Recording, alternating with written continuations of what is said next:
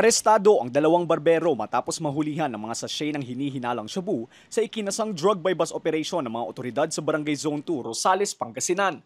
Kinilala ang mga sospek na edad 39 at 26 anyos na residente ng Barangay San Pedro West, Rosales, Pangasinan at Barangay Santo Domingo, Santo Tomas, Pangasinan.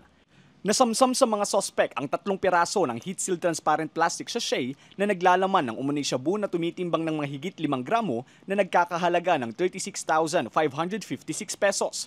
Na-recover din ang ginamit na boodle money, mobile phones at motorsiklong ginamit sa transaksyon.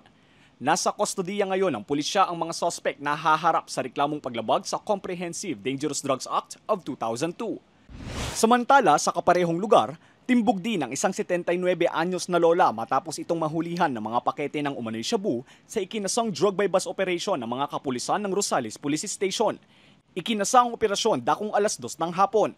Inaresto ang sospek matapos itong magbenta ng isang pakete ng umano'y shabu sa isang pulis na nagpanggap na pusher buyer.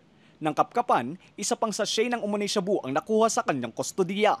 Aabot sa mahigit 6 na gramo ng suspected shabu na may standard drug price na 42,704 pesos ang nasabat sa sospek. Ayon sa pulisya, matagal na minanmanan ng sospek dahil sa mga illegal na aktibidad nito. And matagal-tagal din yung pagmamanman namin, so it takes days, weeks para maging positibo yung resulta ng ating operations. So as of now, inaalam pa namin kung sino yung source niya at kung saan nang gagaling yung mga hinihinalang shabu na binibenta niya. Nasa kustodiya ngayon ng pulisya ang mga sospek na tumanggi ng magbigay ng pahayag. Mahaharap ang mga sospek sa reklamong paglabag sa Comprehensive Dangerous Drugs Act of 2002.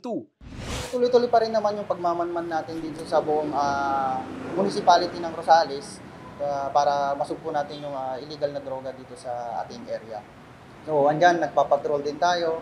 And then, pupunta tayo sa mga schools, sa mga simbahan, ayan, sa mga kabataan, barangay, para mag-information drive para mas ma-lessen or ma-prevent natin yung drug cases sa ating area. Lester Narag, Balitang Solid North.